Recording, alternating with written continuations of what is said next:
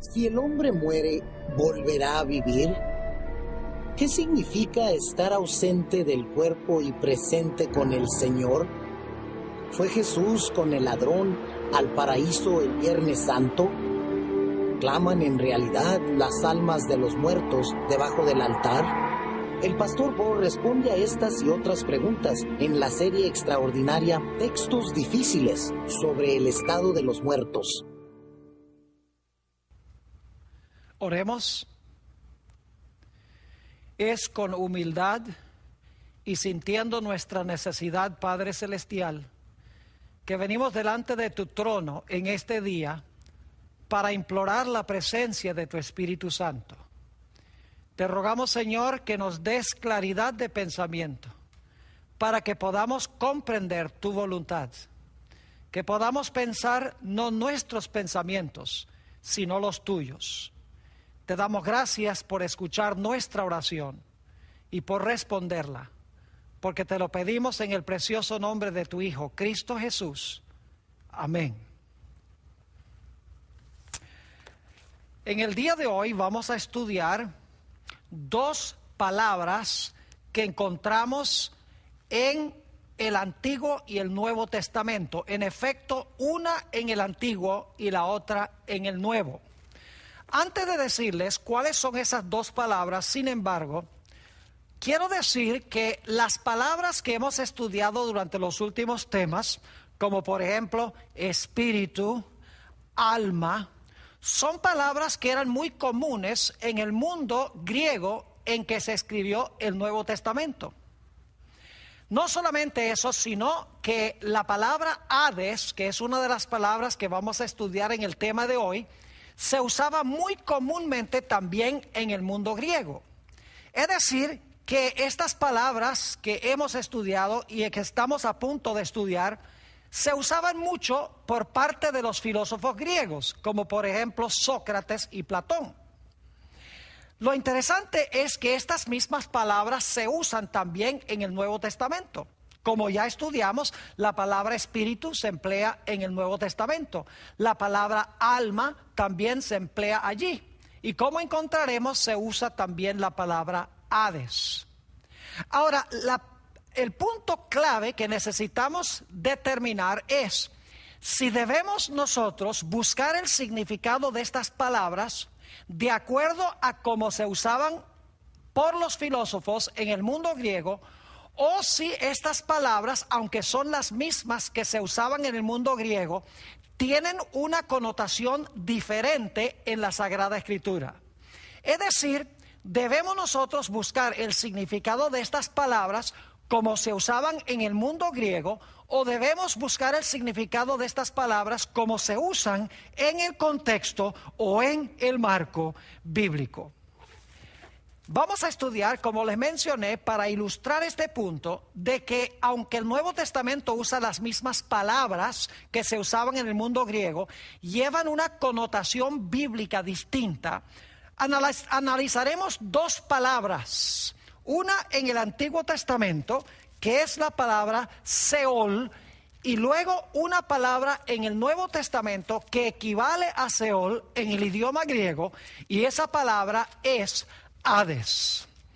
Ahora, permítanme en primer lugar decirles algunas cosas en cuanto a la palabra Seol. Esta palabra se usa en la versión Reina Valera muchas veces. Y cada vez que se usa la palabra Seol en la versión Reina Valera del 60, que es la que estamos usando en este seminario, la palabra no se traduce, sino que se translitera. Es decir, que no se da ninguna traducción de la palabra, sino que sencillamente se pone la palabra como aparece en hebreo. En todas las veces, que son como 65 veces que aparece en el Antiguo Testamento la palabra Seol, no se traduce, sino que sencillamente se pone en la versión Reina Valera Seol. Permítanme mencionarles algo sobre cómo se usa esta palabra o cómo se traduce esta palabra en la versión del King James, que es la versión que se usa mayormente en el mundo de habla inglesa. Esta palabra se traduce en la versión del King James sepulcro unas 30 veces. Se traduce infierno 31 veces. Y se traduce hoyo entre 3 y 5 veces. Es decir, que la palabra en la versión del King James en inglés tiene 3 diferentes traducciones. En algunas partes aparece sepulcro, en algunas partes aparece infierno y aún en otros textos aparece la traducción hoyo. Sin embargo, cuando examinamos cuidadosamente el uso de esta palabra Seol en el Antiguo Testamento, podríamos fácilmente concluir de que la versión King James en inglés podría haber traducido prácticamente todas las referencias al Seol con la palabra sepulcro. No era necesario traducir hoyo, no era necesario traducir infierno. Prácticamente en todos los versículos a donde aparece la palabra Seol se podría haber traducido muy bien con la palabra sepulcro. En efecto, vamos a notar en nuestro estudio que la palabra Seol tiene que ver o va vinculada estrechamente con la palabra muerte en el Antiguo Testamento. Vez tras vez aparece la palabra Seol vinculada con la palabra muerte. Además de eso, la palabra Seol vamos a encontrar que tiene que ver con un lugar subterráneo. Es más, hay un texto del Antiguo Testamento que dice que hay que excavar para llegar al lugar a donde se encuentra el Seol. Es decir, se vincula con la muerte y hay que excavar para llegar allí porque es un lugar subterráneo. Quiero examinar algunos de los versículos a donde se traduce la palabra Seol en la versión del King James con la palabra hispana sepulcro. Y la razón por la cual estoy usando el King James es porque el King James tiene diferentes traducciones de esta palabra. Mientras que, como les mencioné, la versión Reina Valera del 60, que es la que estamos usando, ni siquiera traduce la palabra. Sencillamente la translitera. Lo cual significa que nosotros tenemos que determinar cuál es el significado de la palabra porque la palabra no es traducida. Pero en la versión del King James se traduce y vamos a examinar algunos de esos versículos a donde se traduce la palabra Seol con el español sepulcro o tumba. Vamos a comenzar en 1 de Samuel, el capítulo 2 y el versículo 6. 1 de Samuel, el capítulo 2 y el versículo 6. Y quiero que noten aquí el paralelismo sinónimo. Hemos hablado de que la poesía hebrea se basa en el principio del paralelismo. Lo que se dice en la primera línea se repite en diferentes palabras en la segunda línea. Ahora fíjense este paralelismo sinónimo. Dice, Jehová mata y él da vida. Fíjense los opuestos. Jehová mata y él da vida. Y luego explica en la segunda línea qué significa eso. Jehová mata y él da vida. Explica, dice, él hace descender al Seol, que es lo que va paralelo con la expresión Jehová mata, y luego dice, y hace subir, que es sinónimo al hecho de que Dios da vida. Es decir, el Seol y la muerte son lo contrario de ascender y de recibir vida. Notemos lo que dice en el Salmo 49 y los versículos 14 y 15. Salmo 49 y los versículos 14 y 15. ¿Cómo se usa la palabra Seol? Dice, como a rebaños que son conducidos al Seol, la muerte los pastoreará. Fíjense nuevamente que la palabra Seol va vinculada con muerte. Dice, como a rebaños que son conducidos al Seol, la muerte los pastoreará. Está hablando de los impíos. Y los rectos se enseñorearán de ellos por la mañana. Los rectos o los justos se van a enseñorear de los impíos. Y luego dice, se consumirá su buen parecer, el de los impíos. Y el Seol será su morada. Pero Dios, ahora escuchen, pero Dios redimirá mi vida, es la palabra nefesh, que también se traduce alma en el Antiguo Testamento, dice, pero Dios redimirá mi vida del poder del Seol, porque Él me tomará consigo. Fíjense que Dios redime la vida del poder del Seol. El Seol es el sepulcro. Y aquí el salmista dice, Dios va a redimir mi vida del poder del Seol o del poder del sepulcro. Salmo 89 y el versículo, Salmo 89 y el versículo 48 también tiene un paralelismo sinónimo cuando declara: ¿qué hombre vivirá y no verá muerte? ¿Qué hombre vivirá y no verá muerte? Librará, ahora escuchen bien, librará su vida, otra vez la palabra nefesh, que se traduce alma, librará su vida del poder del Seol. Es decir, librar la vida del poder del Seol es vivir y no ver muerte. Nuevamente, la muerte se identifica con el Seol. El Seol es el lugar de donde Dios redime la vida. Y sabemos por el Nuevo Testamento que Jesús redime la vida de sus escogidos cuando los saca del sepulcro en ocasión de la segunda venida de Jesús. Noten Eclesiastés 9 y el versículo 10 sobre lo que sucede cuando la gente va al Seol.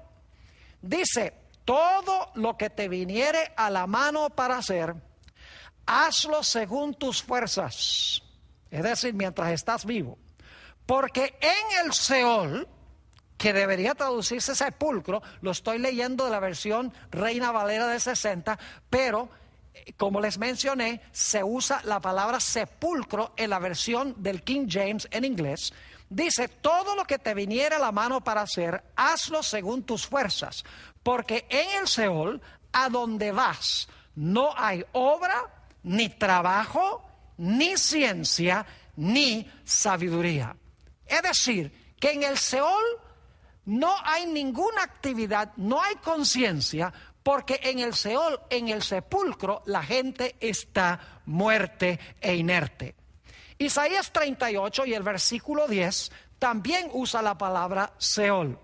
Dice allí: yo dije, a la mitad de mis días iré a las puertas del Seol, porque el escritor pensaba que su vida se iba a acabar cuando estaba en su edad media o mediana. Dice: yo dije, a la mitad de mis días iré a las puertas del Seol. Privado soy del resto de mis años. Es decir, ir a la puerta del Seol significa ser privado del resto de los años. Él está diciendo: mi vida se va a cortar cuando todavía estoy en la edad media de mis años. Isaías el capítulo 38 y el versículo 18 dice: porque el Seol no te exaltará. Noten que el Seol no exalta a Dios, ni te alabará la muerte. Fíjense otra vez, el Seol y la muerte se usan juntos. Porque el Seol no te exaltará, ni te alabará la muerte. Ahora escuchen: ni los que descienden al sepulcro esperarán tu verdad. Fíjense claramente entonces que el Seol se identifica con la muerte y se identifica con el sepulcro. Noten el Salmo 6 y el versículo 5. Continuamos analizando textos a donde la versión King James en inglés traduce sepulcro y donde la Reina Valera del 60 sencillamente translitera la palabra. Salmo 6 y el versículo 5. Fíjense que en Seol nadie piensa de Dios, nadie tiene memoria de Dios, nadie alaba a Dios. Dice en el Salmo 6 y el versículo 5: porque en la muerte no hay memoria de ti. Fíjense que en la muerte no hay memoria de Dios. En el Seol, ¿quién te alabará? Fíjense nuevamente, la muerte y el Seol se identifican uno con el otro. Y además de eso dice que en la muerte y en el Seol no hay memoria de Dios, ni tampoco se alaba a Dios. Quiero leer ahora un pasaje un poco largo de Job, el capítulo 14 y los versículos 10 al 15. Dice aquí: Mas el hombre morirá y será cortado. Perecerá el hombre. Fíjense los sinónimos. Morirá, será cortado, perecerá el hombre. ¿Y a dónde estará él? Es decir, cuando le pase esto, ¿a dónde estará? Dice, como las aguas se van del mar y el río se agota y se seca, así el hombre yace y no vuelve a levantarse. Fíjense que el hombre yace, dice aquí, es como un río de aguas que se seca, no queda agua. Ahora, ¿hasta cuándo va a estar en esa condición? Sigue diciendo, hasta que no haya cielo, no despertarán ni se levantarán de su sueño. Fíjense que en el Seol la gente duerme, según dice esto, como Jesús dijo en el Nuevo Testamento, que los que mueren van al sepulcro y duermen. Y luego dice, oh, ¿quién me diera que me escondieses en el Seol? Fíjense que si el Seol fuera el infierno, como muchos piensan, ¿por qué Job dice, ay, ojalá que tú me escondieras en el Seol? Él quiere ir al Seol porque está sufriendo terriblemente. Es decir, el Seol no puede ser el infierno si Job quiere ir allí. Dice, oh, ¿quién me diera que me escondieses en el Seol? Que me encubrieses hasta apaciguarse tu ira. Es decir, para no sufrir más. Que me pusieses plazo y de mí te acordaras. Y luego pregunta Job, si el hombre muriere, ¿volverá a vivir? Viene la respuesta, todos los días de mi edad esperaré, hasta que venga mi liberación. Entonces llamarás, le dice a Dios, tú vas a llamar y yo te responderé. Tendrás afecto a la hechura de tus manos. Aquí Job está hablando de que cuando pasen los cielos a la segunda venida de Jesús, según estudiamos en el tema donde citamos Apocalipsis 6, que el cielo se enrolló como un libro, dice que Dios lo va a llamar del sepulcro y él va a responder y Dios se va a alegrar en la obra de sus manos. Un texto más a donde la versión King James traduce la palabra Seol con la palabra hispana sepulcro. Job 7 y el versículo 9 y el versículo 10. Dice, como la nube se desvanece y se va. Fíjense la metáfora que se está usando.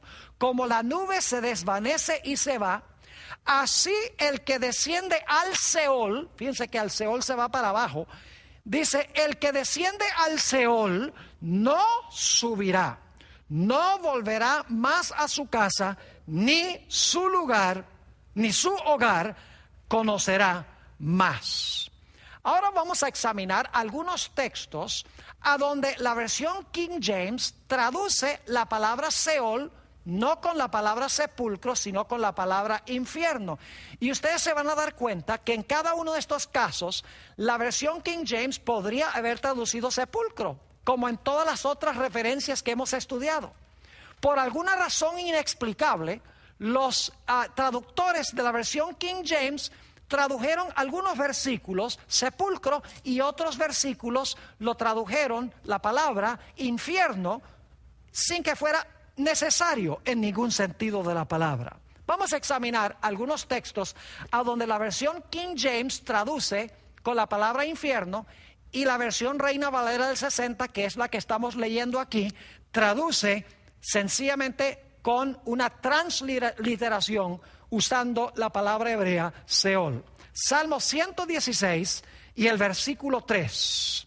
Dice allí, me rodearon ligaduras de muerte. Fíjense otra vez la idea de muerte. Me encontraron las angustias del Seol. Angustia y dolor había yo hallado.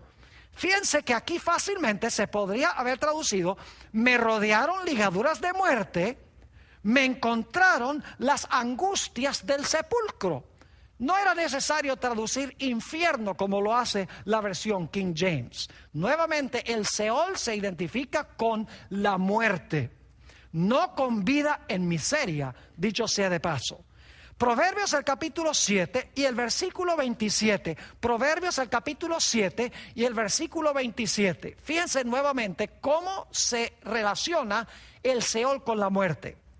Dice, camino al Seol es su casa, que conduce a las cámaras de la muerte. Está hablando aquí de una mujer de mala reputación, de una ramera. Dice que su camino al Seol es su casa, que conduce a las cámaras de la muerte. Es decir, llevar al Seol significa sencillamente llevar a la muerte. Se podría haber traducido, camino al sepulcro es su casa, camino a la muerte es su casa. Proverbios 5 y el versículo 5. Noten otra vez el paralelismo sinónimo, Proverbios 5 y el versículo 5. Hablando nuevamente de los impíos, dice, sus pies descienden a la muerte, sus pasos conducen al Seol.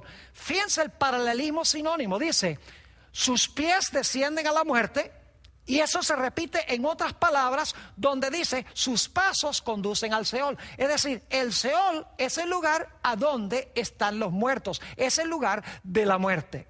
Proverbios 15 y el versículo 24. Proverbios 15, 24. Otra vez la misma idea. Fíjense el paralelismo sinónimo. Dice, el camino de la vida es hacia arriba al entendido, para apartarse del Seol abajo. Fíjense entonces, el camino de la vida es hacia arriba, pero dice que el Seol está abajo. Cuando uno sigue el camino de la vida, que es hacia arriba, uno evita el Seol que está abajo. Y vamos a encontrar en unos momentos que hay que excavar para llegar al Seol. Vamos a analizar también Isaías 28 y el versículo 15. Isaías 28, 15. Dice, por cuanto habéis dicho, pacto tenemos hecho con la muerte. Es decir, la gente ha hecho un pacto con la muerte, los perdidos. Y luego repite el mismo pensamiento en otras palabras, dice, e hicimos convenio con el Seol. Es decir, hacer un pacto con la muerte es lo mismo que hacer un convenio con Seol. Nuevamente, la muerte se identifica con el Seol. Fácilmente se podría haber traducido esto sin que se usara la palabra infierno, como la versión King James, se podría haber traducido, pacto tenemos hechos con la muerte e hicimos convenio con el sepulcro. Vamos a anotar un texto más, Amós 9 y el versículo 2, a donde el King James traduce con la palabra infierno innecesariamente. Dice allí en Amós 9 y el versículo 2, aunque cavasen hasta el Seol, fíjese que hay que excavar para llegar al Seol, aunque cavasen hasta el Seol, de allá los tomará mi mano. Y aunque subieren hasta el cielo, de allá los haré descender. Es decir, hay que excavar para llegar al Seol. Ahora, hemos analizado la palabra Seol en el Antiguo Testamento. En realidad, esta palabra no se debería haber traducido nunca con la palabra infierno, como lo hace el King James y como lo hacen otras versiones hispanas de tiempos modernos. En realidad, la versión Reina Valera del 60 no se quiso comprometer, porque en todos los casos, como les mencioné, lo que hicieron fue transliterar la palabra, pusieron Seol allí y dejaron que el intérprete, que cada persona que lea, determine el significado de la palabra. Ahora necesitamos ir para el Nuevo Testamento a analizar la otra palabra que vamos a estudiar en este tema de hoy. La palabra equivalente a Seol en el hebreo es la palabra Hades en griego. Es decir, en el Nuevo Testamento la palabra equivalente a Seol es la palabra Hades. Ahora vamos a analizar el uso de la palabra Hades en el Nuevo Testamento. Y permítame decirles que la palabra aparece solamente 11 veces en el Nuevo Testamento. En 10 de las 11 referencias, la palabra no tiene nada que ver con sufrir tormento en el fuego. En una sola ocasión aparece la palabra Hades en el contexto de una persona que está sufriendo en llamas de fuego. Y eso es en la historia del rico y Lázaro, la parábola del rico y Lázaro, que ya trazamos un tema completo y mostramos que Jesús no creía esa historia, sino que estaba usando el concepto equivocado que tenían los judíos de su época, el concepto griego de los filósofos griegos que habían asimilado, que no era bíblico. Jesús estaba usando su marco de pensar para enseñarles una gran lección. Es decir, Jesús en esa historia estaba usando la palabra Hades en la forma como los judíos de su época habían entendido mal el significado de la palabra como se usa en la Sagrada Escritura. Ahora, quiero mencionarles que la palabra Hades en la versión King James en inglés se traduce 10 veces con la palabra infierno. Es decir, que en el King James, en 10 de las 11 veces se traduce con la palabra infierno. En una sola ocasión, la versión del King James traduce a la palabra Hades con la palabra en español sepulcro. Es decir, esa sola vez indica de que la palabra Hades tiene alguna relación con el sepulcro. En la versión nueva del King James, encontramos que hacen lo mismo que hizo la versión Reina Valera del 60 con la palabra Seol. Y es que sencillamente la versión nueva de King James translitera la palabra Hades. Es decir, no traduce ni infierno ni traduce sepulcro. Sencillamente cada vez que aparece en las 11 ocasiones en el Nuevo Testamento, sencillamente la nueva versión King James translitera la palabra y pone Hades. La versión Reina Valera del 60, que es la que estamos usando aquí, translitera la palabra Hades 10 veces, es decir, no la traduce en 10 ocasiones. Solo en una ocasión traduce la palabra la versión Reina Valera, y es en 1 Corintios 15:55, a donde el apóstol Pablo dice: oh sepulcro, ¿dónde está tu victoria? Allí, tanto el King James como la versión Reina Valera del 60 traducen la palabra Hades con la palabra en español sepulcro. El panorama se complica aún más cuando miramos la nueva versión internacional en español. Esta versión tiene una multiplicidad de traducciones de la palabra Hades. Por ejemplo, 3 veces, 3 de las 11, la nueva versión internacional en español, que se usa mucho, especialmente por las iglesias evangélicas, las iglesias protestantes, 3 veces se traduce la palabra Hades sepulcro. Y vamos a analizar en unos momentos cada una de estas referencias.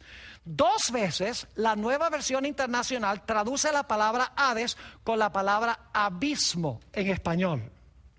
Una vez traduce esta palabra reino de la muerte, es decir, lo traduce con una expresión. Y 5 de las 11 veces la nueva versión internacional en español traduce esta palabra con la palabra hispana infierno. Ahora, lo primero que quiero que nosotros notemos al analizar el uso de la palabra Hades en el Nuevo Testamento es que la palabra Hades es exactamente equivalente a la palabra Seol en el Antiguo Testamento. Es decir, para determinar qué significa Hades, no debemos ir a lo que pensaba Filón de Alejandría. No es necesario ir a ver cómo entendió el Hades Platón o cómo entendió el Hades Sócrates en el mundo griego. Lo que tenemos que hacer es buscar la palabra equivalente de Hades en el Antiguo Testamento. Es decir, el significado de Hades en el Nuevo Testamento no viene de los filósofos griegos, sino que viene del uso que se hizo la palabra en el Antiguo Testamento hebreo. Es decir, el trasfondo de la palabra en el Nuevo Testamento no es la filosofía griega, sino es su uso en el Antiguo Testamento. Así que vamos a notar cuál es la palabra equivalente a Hades en el Nuevo Testamento.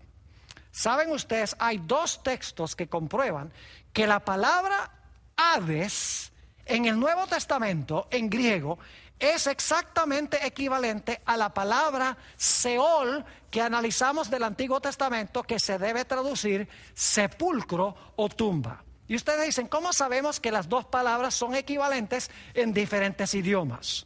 Bueno, vamos a Oseas, el capítulo 13 y el versículo 14. Oseas, el capítulo 13 y el versículo 14. Es un versículo que el apóstol Pablo más adelante parafrasea, es decir, no lo cita exactamente así, pero da un paráfrasis. Dice en Oseas 13, 14, de la mano del Seol los redimiré. Una traducción correcta sería, de la mano del sepulcro los redimiré. Y luego explica qué quiere decir eso. Los libraré de la muerte. Y luego entonces, note lo que dice. Oh muerte, yo seré tu muerte y seré tu destrucción, oh Seol. Note nuevamente, muerte y Seol están conectados. Y Dios dice, oh muerte, yo seré tu muerte y seré tu destrucción, oh Seol. El apóstol Pablo en 1 Corintios 15, 54 y 55 hace referencia a este texto de Oseas.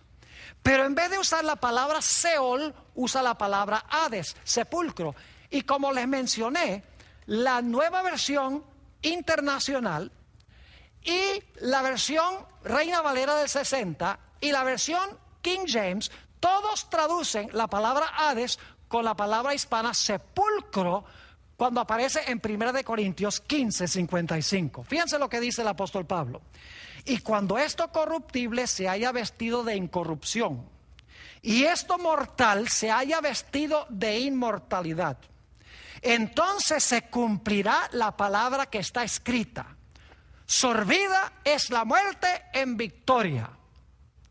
¿Dónde está, oh muerte, tu aguijón? ¿Dónde, oh sepulcro, tu victoria? Fíjense que el apóstol Pablo está haciendo referencia al lenguaje de Oseas 13, 14. Y en Oseas se usa la palabra Seol, que Dios va a ganar la victoria sobre el Seol. Aquí el apóstol Pablo dice, oh sepulcro, ¿dónde está tu victoria? La palabra sepulcro aquí es Hades. Es decir, comparando Oseas 13:14 con 1 Corintios 15:55, nos damos cuenta que el trasfondo de Hades se encuentra en la palabra hebrea Seol, que se usa en el Antiguo Testamento, que ya vimos en el Antiguo Testamento que no significa infierno, sino que significa sepulcro. Pero hay otro texto en el Nuevo Testamento que nos ayuda a ver la conexión entre Seol y Hades. Vamos al Salmo 16 y los versículos 8 al 10. Salmo 16, 8 al 10. Esta es una profecía mesiánica, es decir, una profecía en cuanto a la venida de Jesús 1000 años después que David escribió esto. Dice en el Salmo 16, 8, a Jehová he puesto siempre delante de mí, porque está a mi diestra, no seré conmovido. Se alegró por tanto mi corazón y se gozó mi alma. Mi carne, aunque aquí está hablando de David, está dando las palabras que iba a hablar Jesús en su experiencia aquí en la tierra. Dice, mi carne también reposará confiadamente. Es decir, Jesús está diciendo 1000 años antes en esta profecía, mi carne reposará confiadamente. ¿Y por qué razón? Dice, porque no dejarás mi alma en el Seol. Esa palabra alma es la palabra nefesh. En realidad una mejor traducción, como hemos visto, sería, no dejarás mi vida en el Seol o en el sepulcro, ni permitirás que tu santo vea corrupción. Noten el paralelismo aquí. No dejarás mi alma en el Seol, ni permitirás que tu santo vea corrupción. ¿Se fijaron en el paralelismo sinónimo que tenemos aquí? Es decir, no dejarás mi alma en el Seol significa lo mismo que no dejarás a tu santo que vea corrupción. Entonces, quiero que noten que el Seol se identifica con corrupción. ¿Y qué es ¿A dónde es que una persona se corrompe? Se corrompe en el sepulcro, en la tumba, cuando se empieza a descomponer el cuerpo después de la muerte. Así que dice, porque no dejarás mi alma o mi vida en el Seol o en el sepulcro, ni permitirás que tu santo vea corrupción. Y alguno dirá, bueno, pastor, eso no se explica bien lo que significa la palabra Seol. Significa el sepulcro. Dios no iba a dejar la vida del Mesías ahí en el sepulcro. Pero ¿cómo sabe usted que la palabra Seol allí es equivalente a Hades en el Nuevo Testamento? Mis queridos amigos, sencillamente porque este pasaje que acabo de leer del Salmo 16 se cita en el Nuevo Testamento y se le aplica a Jesús. Solo que en el Nuevo Testamento se usa el idioma griego, no el idioma hebreo. Vamos a Hechos 2 y el versículo 25 al 27. Hechos 2, 25 al 27. Y aquí nos dice sobre quién habló David cuando escribió en el Salmo 16. Dice, porque David dice de él: veía al Señor siempre delante de mí, porque está a mi diestra, no seré conmovido. Por lo cual mi corazón se alegró y se gozó mi lengua, y aún mi carne descansará en esperanza. Porque no dejarás mi alma. Fíjese que aquí se pone la palabra alma, en realidad significa no dejarás mi vida. Ya estudiamos el significado de la palabra nefesh en el Antiguo Testamento y la palabra psuje en el Nuevo Testamento. Vimos que significa vida o significa persona, ser viviente. Así que aquí dice, no dejarás mi alma o mi vida en el Hades. ¿Cuál era la palabra en el Antiguo Testamento? En el Salmo 16 era Seol, pero aquí se usa la palabra Hades, es decir, Hades es equivalente al Seol. Dice, porque no dejarás mi alma o mi vida en el Hades, ni permitirás que tu santo vea corrupción. ¿A qué se estaba refiriendo el apóstol Pedro cuando citó estas palabras? Hechos 2 y el versículo 30 y 31 nos explica qué quiere decir el hecho de que Dios no iba a dejar la vida del Mesías en el Hades, ni iba a permitir que su santo viera corrupción. ¿Qué significa eso? Que no iba a dejar su vida en el Hades. ¿De dónde llamó Dios el Padre a su Hijo en la mañana de la resurrección? Lo llamó del sepulcro a donde estaba sepultado. Note lo que dice Hechos, el capítulo 2 y el versículo 30 y 31. Aquí explica Pedro lo que quiso decir. Pero siendo profeta, David, y sabiendo que con juramento Dios le había jurado que de su descendencia, en cuanto a la carne, levantaría al Cristo para que se sentase en su trono, viéndolo antes, habló de la resurrección de Cristo, que su alma o su vida no fue dejada en el Hades o en el Seol, como vimos, ni su carne vio corrupción. Claramente, la palabra Hades en el Nuevo Testamento hay que entenderla a la luz del significado de Seol. Y ya vimos que Seol significa sepulcro, no infierno, no un lugar a donde la gente se quema. No debemos dejar que la filosofía griega dicte el significado de palabras en el Nuevo Testamento. Debemos dejar que la Biblia explique sus propios términos. Ahora, notemos algunos otros textos donde se usa la palabra Hades en el Nuevo Testamento. Vamos a Apocalipsis, el capítulo 6 y el versículo 8. Apocalipsis 6, 8. Está hablando aquí del cuarto caballo apocalíptico, un caballo amarillo. Dice, miré. Y he aquí un caballo amarillo. Dicho sea de paso, el amarillo es el color de la muerte. Y dice, y el que lo montaba tenía por nombre, ¿qué cosa? Muerte. Y el Hades le seguía. Yo pregunto, después que una persona muere, ¿a dónde va? Ustedes saben bien que cuando una persona muere, lo meten en un ataúd y va al sepulcro o va a la tumba. Por eso dice aquí que su nombre era la muerte y el Hades le seguía. Y dice, y le fue dada potestad sobre la cuarta parte de la tierra para matar, fíjense que tiene que ver con muerte el Hades, para matar con espada, con hambre, con mortandad y con las fieras de la tierra. Nuevamente, El Hades se relaciona con la muerte como el Seol se identificaba con la muerte. Y dice claramente aquí que después de la muerte viene el Hades. Después de la muerte la gente va al sepulcro. Noten Mateo 16 y el versículo 18, a donde se usa también la palabra Hades. Aquí Jesús está hablando de que las puertas del Hades no iban a prevalecer contra su iglesia. Dice allí en Mateo 16, 18, y yo también te digo que tú eres Pedro, y sobre esta roca, está hablando de sí mismo, sobre esta roca edificaré mi iglesia. Jesús está diciendo, sobre mí yo voy a edificar mi iglesia, y las puertas del Hades no prevalecerán contra ella. Yo pregunto, ¿por qué razón es que las puertas del Hades o las puertas del sepulcro no iban a prevalecer contra la iglesia? Si ustedes siguen leyendo en Mateo 16, 21, solo unos pocos versículos después de este, dice allí que Jesús iba a Jerusalén, iba a morir e iba a resucitar el tercer día.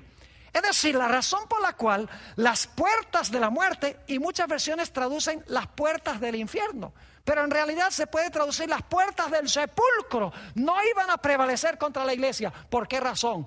Porque el Señor Jesucristo murió y resucitó. Y aunque los miembros de su iglesia mueran, los que son muertos en Cristo van a ser resucitados por Cristo Jesús. Por eso es que las puertas de la muerte y el sepulcro no iban a prevalecer contra la iglesia. Noten también Lucas 10 y el versículo 15, otro uso de la palabra Hades. Está hablando Jesús de algunas ciudades de los hebreos que lo rechazaron cuando él predicó el evangelio en su primera venida. Dice, y tú Capernaum, Capernaum es el nombre de una de esas ciudades específicamente, y tú Capernaum, que hasta los cielos eres levantada, hasta el Hades serás abatida. No es necesario traducir allí hasta el infierno serás abatida. En realidad significa que vas a cesar de existir. Es decir, hasta el sepulcro serás abatida. En vez de subir al cielo, vas a ser abatida o vas a ser destruida hasta ir a la muerte y al sepulcro. Mateo 11 y el versículo 23 es un texto paralelo a este. Dice, y tú Capernaum, que eres levantada hasta el cielo, es decir, que tú te enorgulleces hasta el cielo, hasta el Hades serás abatida. Se podría traducir fácilmente, hasta el sepulcro serás abatida, porque la palabra Hades en el Nuevo Testamento debe traducirse a la luz de la palabra Seol en el Antiguo Testamento. Dice, y tú Capernaum, que eres levantada hasta el cielo, hasta el Hades serás abatida. Porque si en Sodoma se hubieran hecho los milagros que han sido hechos en ti, habría permanecido hasta el día de hoy. Ahora quiero que notemos dos características en cuanto al sepulcro. El Salmo 115 y el versículo 17 nos da una de esas características. Dice, no alabarán los muertos a Yah, es decir, a Jehová, ni cuantos descienden al silencio. Fíjense lo que los muertos no van a sufrir al infierno, sino que dice que los muertos descienden al silencio. Es decir, el Seol es un lugar de silencio. Noten Job 17, 13 y 14, la segunda característica en cuanto a la muerte. Dice Job, si yo espero, el Seol es mi casa. Haré mi cama en las tinieblas. Oh, el sepulcro también es un lugar de tinieblas. Dice, a la corrupción he dicho, mi padre eres tú, a los gusanos, mi madre y mi hermana. Fíjense todas las descripciones que tenemos en este versículo. El Seol es un lugar de tinieblas, es un lugar de corrupción, es un lugar de gusanos. No necesitamos usar la imaginación para saber que esto está hablando no del infierno, sino que está hablando del sepulcro. Dos características, el silencio y las tinieblas. ¿Saben ustedes que no hay un lugar más silencioso y más oscuro que estar 6 pies debajo de la tierra? La Biblia dice que los muertos no saben nada, descienden al silencio, descienden a la oscuridad. Y muchos dicen, ay, Pastor Bor, pero eso es tan lóbrego. ¿No será que hay alguna esperanza? Claro que sí hay esperanza. Ahora escuchen lo que les voy a decir. Quiero que se imaginen que Satanás es un carcelero. El sepulcro es la cárcel. Satanás es el carcelero, el sepulcro es la cárcel. Los muertos son los prisioneros y el carcelero es Satanás. Y Satanás está dentro de la cárcel y tiene las llaves y tiene a todos los prisioneros muertos ahí encerrados. Y desafía a Jesús y le dice a Jesús: te reto, te desafío a que tú entres acá a quitarme las llaves.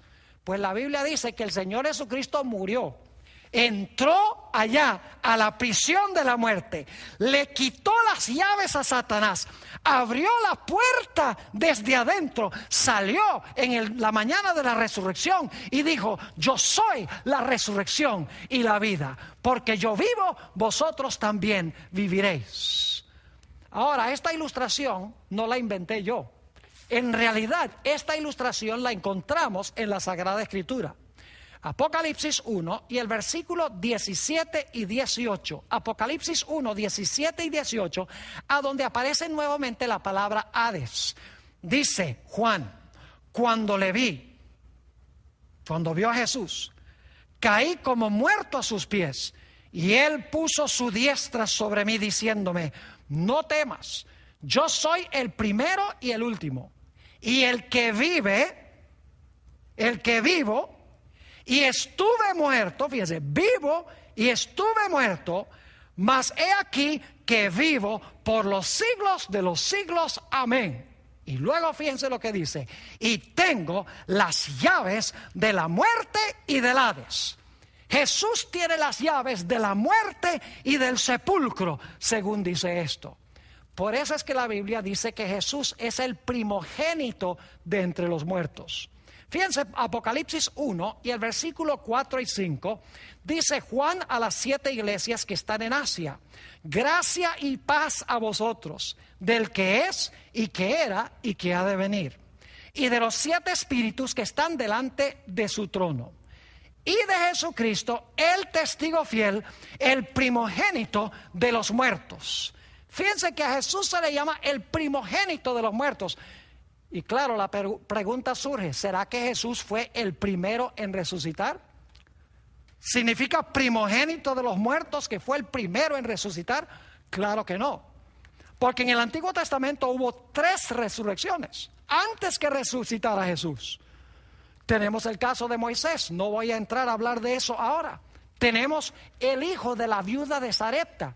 Y tenemos ese caso extraño donde un cadáver fue echado al hoyo a donde se encontraban los huesos del profeta Eliseo, y dice que ese cadáver revivió cuando tocó los huesos de Eliseo. En el Nuevo Testamento 3 personas fueron resucitadas antes de que Jesús resucitara. Por ejemplo, tenemos el caso del hijo de la viuda de Naín. Tenemos la hija de Jairo. Y tenemos al amigo personal de Jesús, Lázaro, que resucitó antes que el Señor Jesucristo resucitara. Es decir, primogénito de los muertos no significa que fue el primero en resucitar, sino que significa que su resurrección es preeminente y significativa porque Él resucitó. Todos esos otros pudieron resucitar, y por eso podrá resucitar a los que están muertos en Él cuando Él regrese. Mis queridos amigos, la esperanza del cristiano no se encuentra en ir al cielo en el momento de la muerte. La esperanza uniforme en el Nuevo Testamento es que cuando Cristo venga en poder y gloria, va a resucitar a los que murieron en Él. Notemos 1 Corintios 15 y el versículo 16 al 22.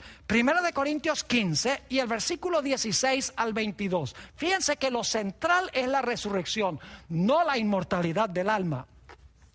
Dice: porque si los muertos no resucitan, tampoco Cristo resucitó. Y si Cristo no resucitó, vuestra fe es vana, aún estáis en vuestros pecados.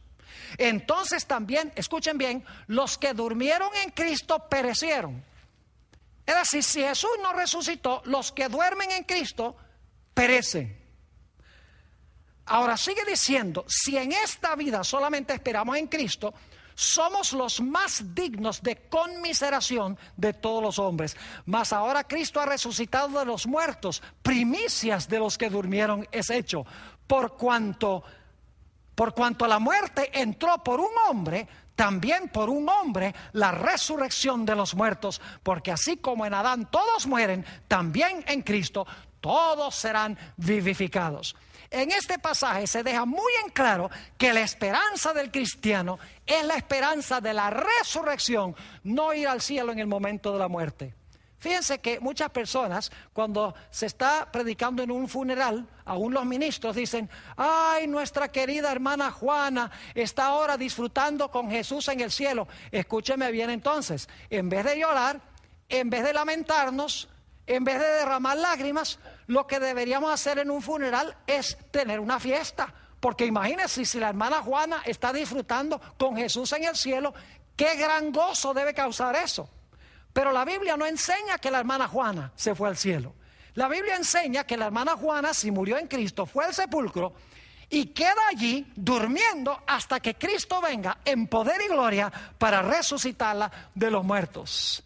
Ahora fíjense que la Biblia nos enseña que Jesús venció a la muerte por medio de la muerte.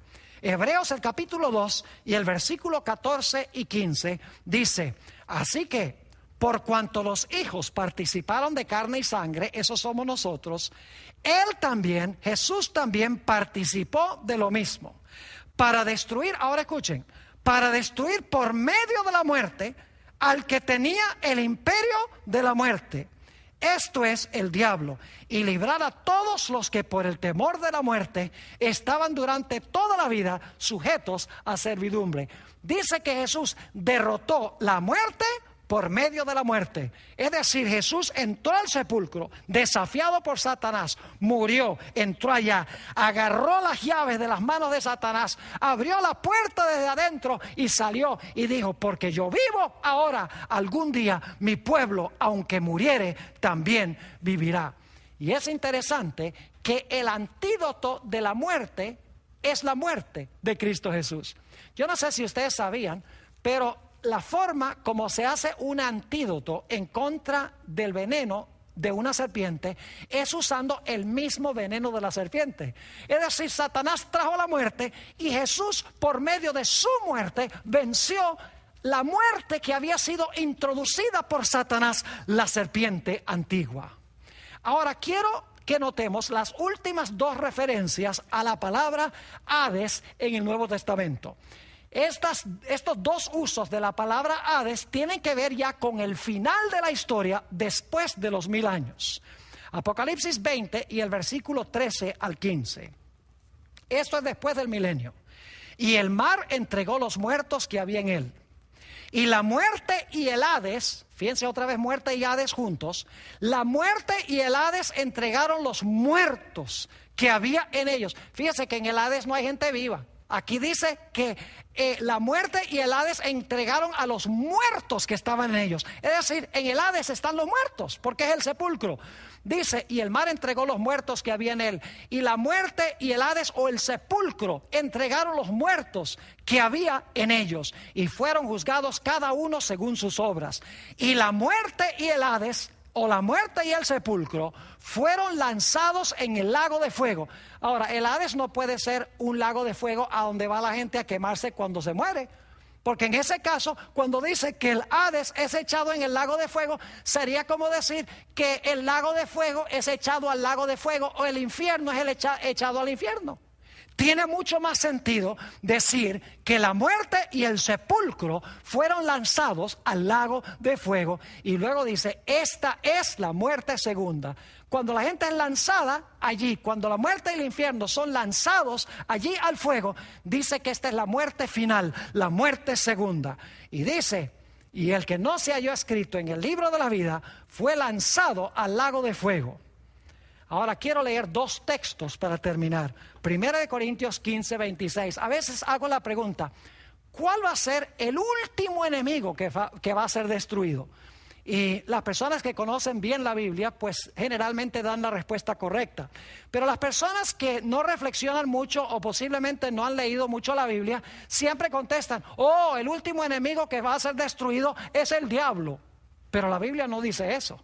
Saben que hay algo que va a ser destruido inmediatamente que termine de ser destruido Satanás. Note lo que dice en 1 Corintios, el capítulo 15 y el versículo 26. Dice, y el postrer enemigo, la palabra postrer significa último. Es decir, el último enemigo que será destruido es la muerte. Así que cuando el diablo sea destruido, consumido, y como dice en Ezequiel 28, para siempre dejará de ser, será reducido a cenizas con los impíos y con sus ángeles malignos. La Biblia nos dice que ya no habrá más muerte, porque esa será la última muerte de la historia. El postrer enemigo en ser destruido será la muerte. Y entonces la Biblia nos describe cómo será ese mundo glorioso a donde vivirán los redimidos que recibieron a Jesús como su Salvador personal. Apocalipsis, el capítulo 21 y el versículo 1 hasta el vamos a leer solamente el versículo 4 por la premura del tiempo. Apocalipsis 21 y el versículo 4. Dice, enjugará Dios toda lágrima de los ojos de ellos. Y ya no habrá más muerte. Fíjense, ya no habrá más muerte. Cuando haga cielos nuevos y tierra nueva, Dios limpia las lágrimas. No habrá más muerte, ni habrá más llanto, ni clamor, ni dolor. Porque las primeras cosas, dice aquí, pasaron. Saben que en el monte de la transfiguración, el Señor Jesucristo dio una ilustración de cómo será su reino. Dice la Biblia en Mateo 17 que Jesús fue transfigurado, es decir, se vio como se verá cuando venga en poder y gloria. Y dice que estaban con él hablando Moisés y Elías. Moisés, dice la Biblia, murió, fue resucitado por Dios y llevado al cielo.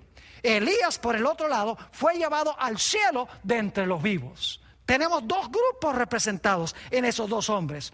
En primer lugar, los que mueren en Cristo y son resucitados cuando Jesús venga en gloria.